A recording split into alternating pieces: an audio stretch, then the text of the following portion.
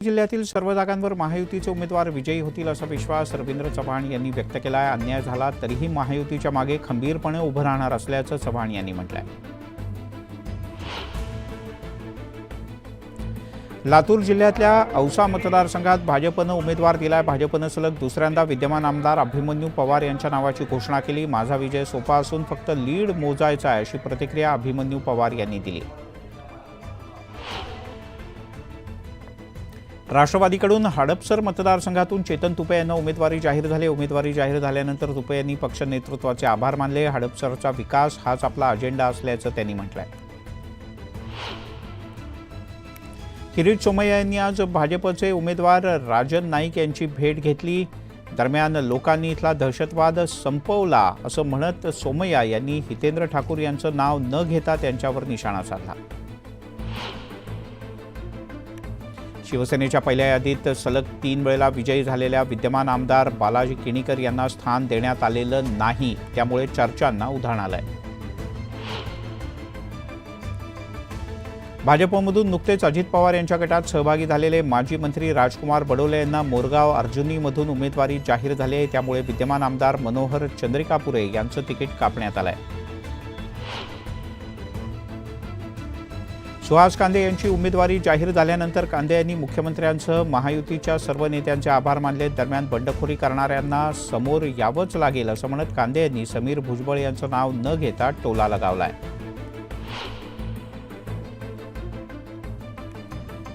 शिवसेनेच्याकडून धुळ्यातल्या साक्री मतदारसंघात आमदार मंजुळा गावित यांना उमेदवारी जाहीर करण्यात आली आहे। यावेळेला राज्यात पुन्हा एकदा महायुतीचंच सरकार येईल असा विश्वास त्यांनी व्यक्त केला आहे।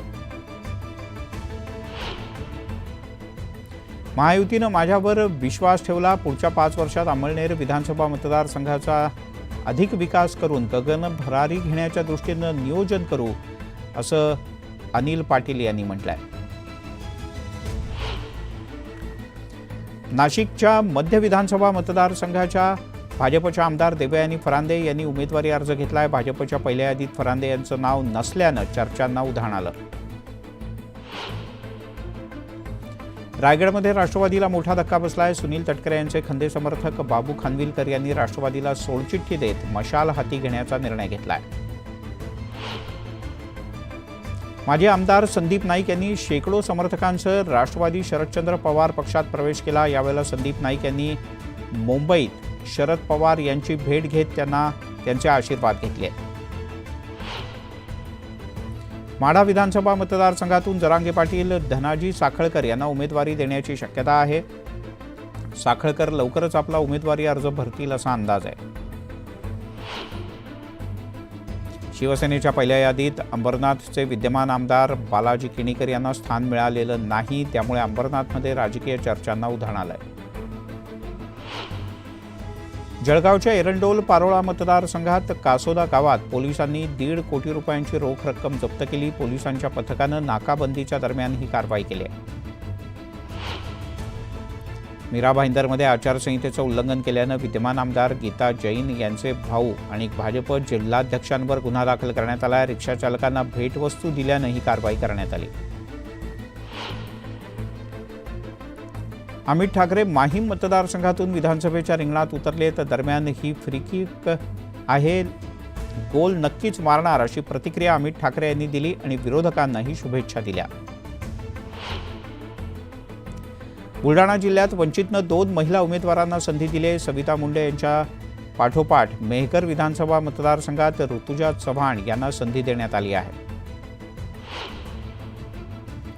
बेलापूरमध्ये मनसेचे उमेदवार गजानन काळे यांनी प्रचाराचा शुभारंभ केला। वाशीच्या छत्रपती शिवाजी महाराज चौकातील पुतळ्याला पुष्पहार अर्पण करून काळे यांनी प्रचाराचा शुभारंभ केला।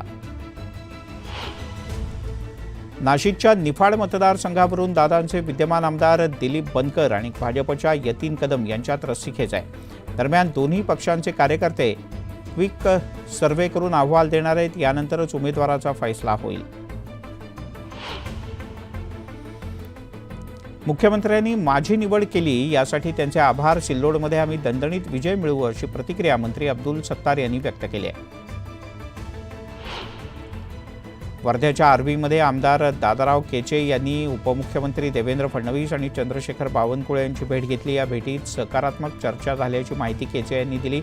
या भेटीनंतर आर्वीतून केचे यांची उमेदवारी निश्चित मानली जाते. शिवसेनेकडून दीपक केसरकर यांना सावंतवाडीमधून उमेदवारी देण्यात आली. केसरकर यांची उमेदवारी जाहीर झाल्यानंतर त्यांच्या कार्यालयात शिवसैनिकांनी साखर वाटून आनंद व्यक्त केला. शिवसेना नेते दादा भुसे हे 5व्यांदा शिवसेनेकडून निवडणूक लढवत आहेत. उमेदवारी जाहीर झाल्यानंतर भुसे यांनी मुख्यमंत्री एकनाथ शिंदे यांचे आभार मानले. तिकडे शिवसेनेकडून 8व्यांदा उमेदवारी मिळाली याचा अतिशय आनंद असल्याचं म्हणत अर्जुन खोतकर यांनी मुख्यमंत्र्यांचे आभार मानले. तर ज्यांच्या तिकिटाचं अजून फायनल नाही त्यांच्या तिकिटाचं त्यांनाच विचारा म्हणत कैलास गोरंट्याल यांचं नाव न घेता त्यांनी टोला लगावलाय. बोईसर विधानसभेवर भाजपनं दावा ठोकलाय. बोईसरमध्ये शिवसेनेच्याकडून जगदीश धोडी हे इच्छुक आहेत. दरम्यान भाजपनं दावा ठोकल्यानं शिवसेनेच्या कार्यकर्त्यांनी धोडी यांच्या कार्यालयाबाहेर घोषणाबाजी केली. संजय शिरसाट यांना उमेदवारी जाहीर झाल्यानंतर त्यांनी मुख्यमंत्र्यांचे आभार मानले. त्यावेळेला माझी लढत आयात केलेल्या उमेदवाराशी आहे. पैसे देऊन दिलेली उमेदवारी मतदारांना मान्य होणार नाही असं ते म्हणाले. शिवसेनेच्याकडून राज्याचे पाणीपुरवठा मंत्री गुलाबराव पाटील यांना पुन्हा जळगाव ग्रामीणमधून उमेदवारी देण्यात आली. उमेदवारी दिल्यानंतर पाटील यांनी एकनाथ शिंदे आणि दोन्ही उपमुख्यमंत्र्यांचे आभार मानले.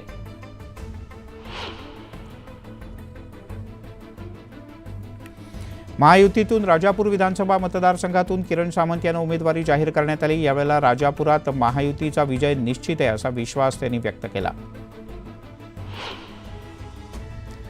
आमदार सरोज आहेर यांना राष्ट्रवादी काँग्रेसकडून एबी फॉर्म देण्यात आला आहे. त्यामुळे नाशिकच्या देवळाली मतदारसंघातून आहेर यांची उमेदवारी निश्चित मानली जाते. बीड जिल्ह्यामध्ये मनसेकडून 2 जागांसाठी उमेदवारांची घोषणा करण्यात आली. गेवराईमध्ये मयुरी खेडकर म्हस्के तर आष्टीमधून कैलास दरेकर हे निवडणुकीच्या रिंगणात उतरणार आहेत. त्यामुळे महाविकास आघाडी आणि महायुतीची गणितं बिघडू शकतात. राष्ट्रवादीकडून दत्तात्रय भरणे यांना एबी फॉर्म देण्यात आला आहे. त्यामुळे आता पत्रकार परिषद घेऊन इंदापूर मतदारसंघातून उमेदवारी अर्ज दाखल करणार असल्याचं भरणे यांनी जाहीर केलं आहे. नाशिकमध्ये भाजपचे दिनकर पाटील मनसेच्या वाटेवर आहेत. दिनकर पाटील यांच्यासह भाजपचे 4 ते 5 नगरसेवक राज ठाकरे यांच्या उपस्थितीत महाराष्ट्र नवनिर्माण सेनेत प्रवेश करतील.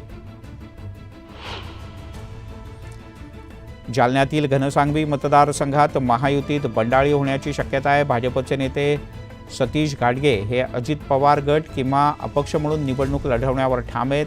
महायुतीच्याकडून घनसांगवीची जागा जाहीर करण्यात आलेली नाही. भाजपमधील मुंबईतील पहिली बंडखोरी शमवण्यात देवेंद्र फडणवीस यांना यश आलंय. नार्वेकर यांना उमेदवारी दिल्यानं नाराज असलेल्या माजी आमदार राज पुरोहित यांची समजूत काढण्यात फडणवीस यांना यश आलंय. अमित शहा यांच्या मध्यस्थीनंतर स्नेहलता कोल्हे यांची मनधरणी करण्यात भाजपला यश आलं. त्यामुळे कोपरगाव विधानसभा मतदारसंघात महायुतीतला पेच सुटलाय. कोपरगावमध्ये अजित पवार गटाकडून आशुतोष काळे यांना उमेदवारी देण्यात आली. जालन्यामध्ये महायुतीत बंडखोरी होण्याची शक्यता आहे. रावसाहेब दानवे यांचे चुलत भाऊ भास्कर दानवे हे अपक्ष म्हणून निवडणूक लढवण्याची शक्यता आहे. त्यामुळे शिवसेनेचे उमेदवार अर्जुन खोतकर यांच्या अडचणी वाढू शकतात. शिवसेनेच्याकडून अभिजित अडसूळ यांना उमेदवारी जाहीर होताच महायुतीत बंडखोरी झाली. दर्यापूरचे भाजपचे माजी आमदार आणि भाजपचे नेते रमेश बुंदिले यांनी रवी राणा यांच्या युवा स्वाभिमान पक्षात प्रवेश केला. ते इथून निवडणूक लढवू शकतात. धुळ्यामध्ये पवार गटाचे शहराध्यक्ष रणजित राजे भोसले यांनी बंडाचा इशारा दिलाय. उभाठातर्फे अनिल गोटे यांना उमेदवारी जाहीर झाल्यानं रणजित भोसले 26 ऑक्टोबरला अपक्ष म्हणून उमेदवारी अर्ज दाखल करणार आहेत.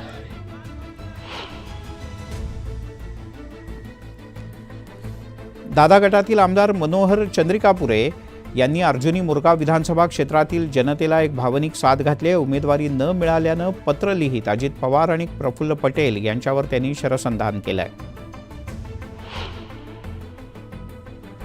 राष्ट्रवादी अजित पवार गटाची पहिली यादी जाहीर करण्यात आली. पहिल्या यादीत 38 जागांवरील उमेदवारांची नावं जाहीर करण्यात आली आहेत.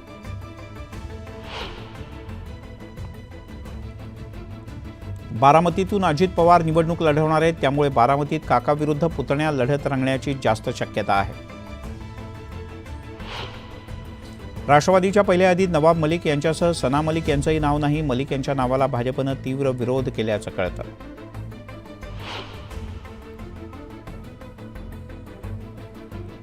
राष्ट्रवादीच्या पहिल्या यादीत सुनील टिंगरे यांचं नाव नाही. नाव जाहीर न झाल्यानं टिंगरे यांचं तिकीट कापल्याच्या चर्चा आहेत.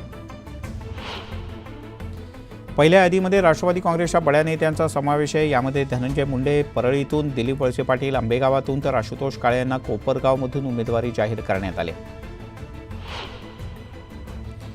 राष्ट्रवादीचे नेते धनंजय मुंडे उद्या परळीतून आपला उमेदवारी अर्ज दाखल करतील. यावेळेला भाजप आमदार पंकजा मुंडे यांच्यासह स्थानिक पदाधिकारी आणि कार्यकर्ते मोठ्या प्रमाणात शक्ती प्रदर्शन करतील. येवल्यातून छगन भुजबळ तर कागलमधून हसन मुश्रीफ यांना उमेदवारी देण्यात आली आहे. दिंडोरीतून नरहरी झिरवळ तर अहेरीतून धर्मराव बाबा आत्राम यांच्या नावाची औपचारिक घोषणा करण्यात आली आहे.